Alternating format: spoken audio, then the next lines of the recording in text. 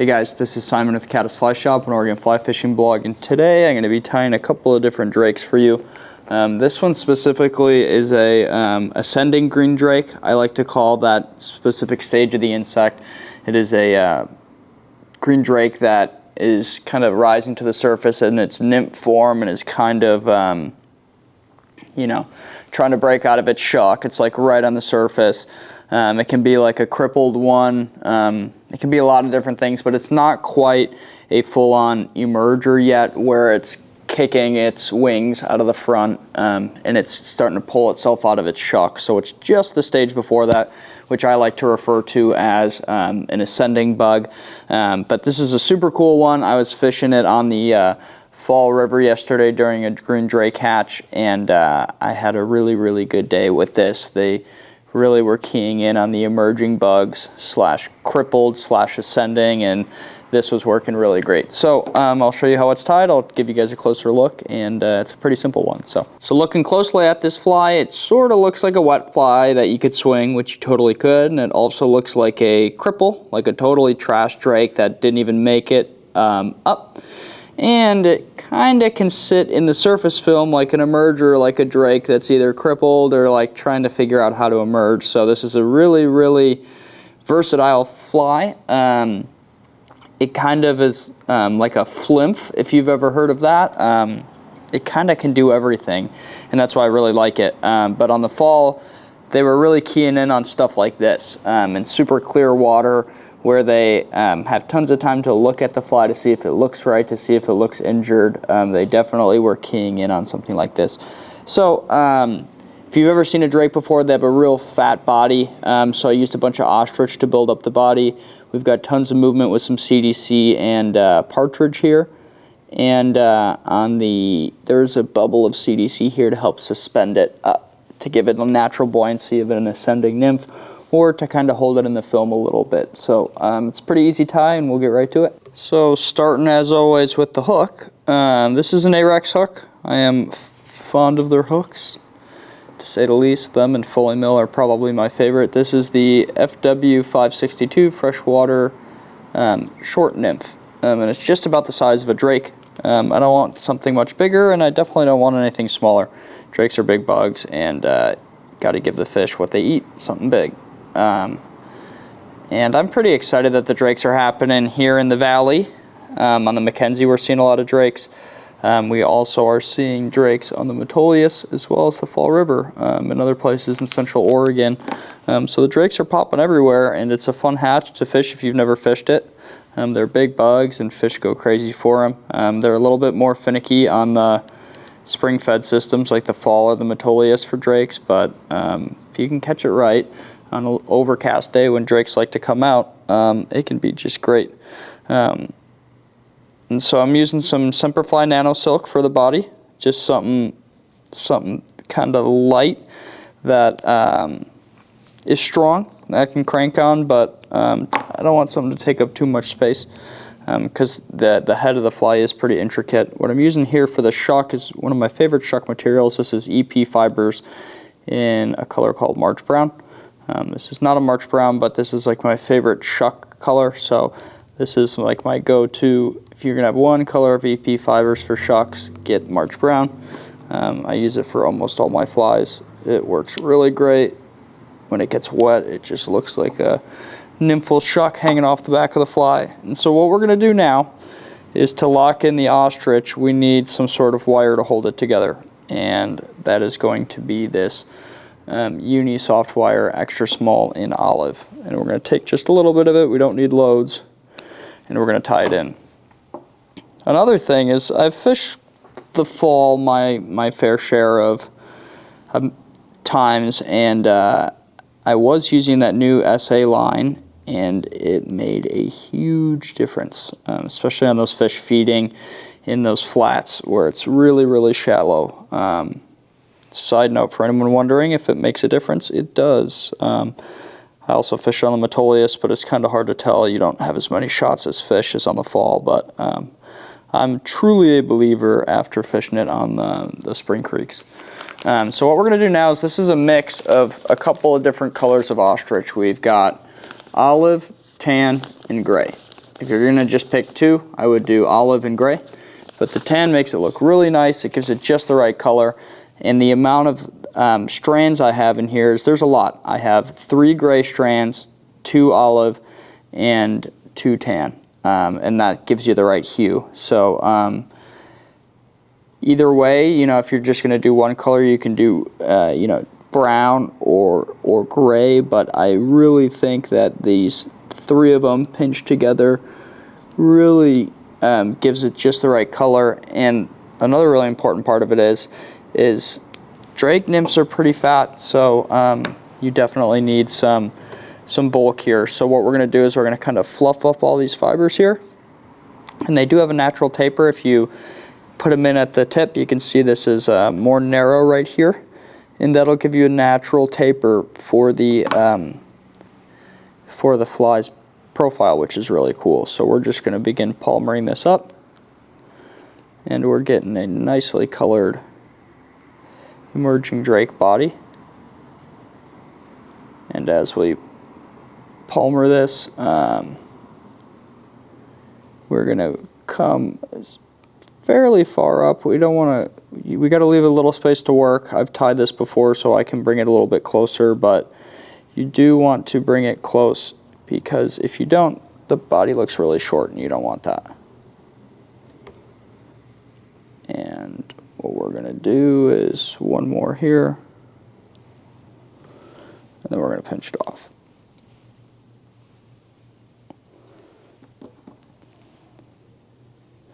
And so now that we've got this here, we're going to just make sure these are locked in, and then we are going to wrap our wire right here. Just through it. The beauty of this extra small wire is you don't even see it, which I'm not putting this in here to add a visual element. This is just to lock in all those fibers so they don't go anywhere. I mean, ostrich will just come right off the hook if you don't secure it, so you got to do something. And next what we're going to do is we're going to add a couple of wing pads with Swiss straw, which is kind of a cool material, kind of old school, but I use it a fair amount. This is Swiss straw. It comes in a thing like this. If you open it up like this, you get this big long sheet. And when you get this sheet, it's more transparent, and it's really opaque and kind of rigid if you tie in the whole thing, which we don't want to do. So what I'm going to do is I'm going to fold it over itself once, like this, and then I'm going to cut it. And that's just the right thickness that I want for wing pads on this fly. So I'm going to cut a strip. This also, Swiss straw will last you a long time. You can use it for wing cases. You can use it for stonefly backs, all sorts of stuff. So we're going to take this wing pad right here, and we're going to kind of tie it in just right up here, close to the tip. I'm doing my side first so I can measure where your side's going to go, because I can't really look at it. So I'm just going to keep it big for you guys, and then I'll show you how I like to trim it down.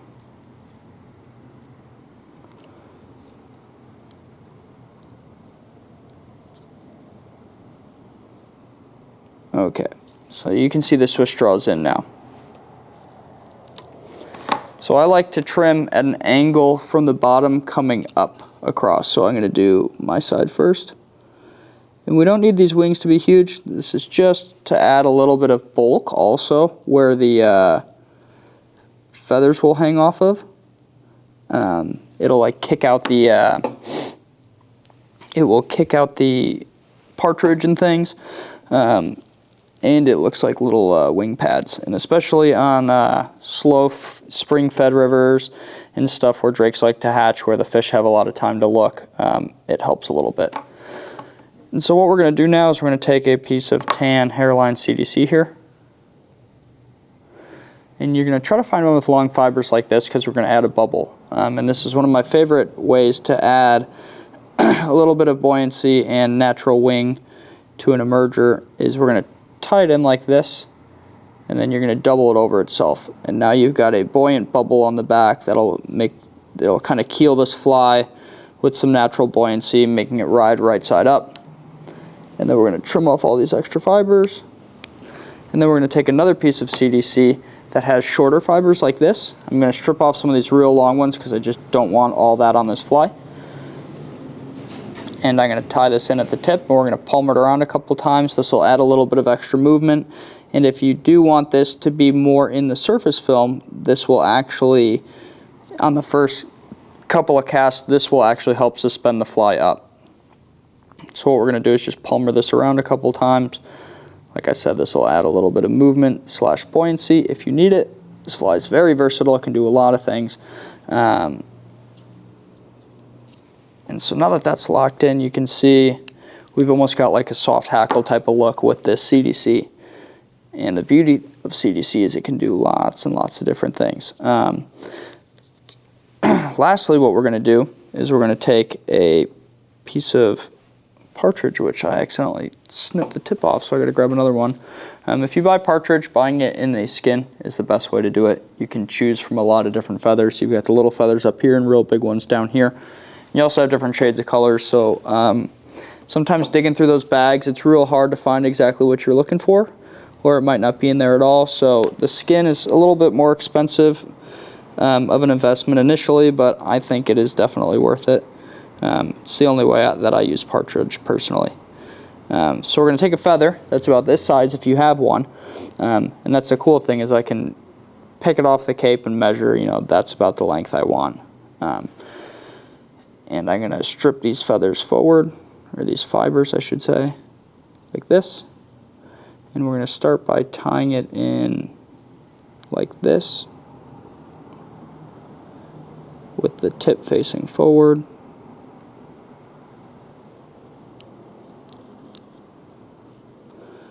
Okay, and then we're going to palmer this. And the way that I actually like to fish this fly is in tandem with another drake. And I like to tag it about 18 inches behind the other drake and let it sink. And I fish it kind of like a dry dropper without any weight. And you could also do this with other soft hackles and things like that. But when you're having fish refuse your dun, they often want something else, like an emerger or a ascending bug or a cripple or something, and that's when a fly like this really shines. So this one I rarely fish on its own. You could certainly swing it on its own, but this is always a trailer for me. So we're going to create a little head there, and now you've got your little drake. And take this to the Metolius, take this to the Mackenzie, tag it behind your other dry, take it to the fall. Anywhere where there's drakes right now, or if you're out of state, try it. If you're on the East Coast, I know you guys get a big drake hatch. Try it out, let us know what you think. I know it's Big Fish approved because I was using it, but tell me what you guys think of it. Comment below. You can get all this stuff and more online at caddisflyshop.com. Torch up the tip here, and now you've got an awesome little drake that is your ace up your sleeve when the fish are being finicky. Thanks.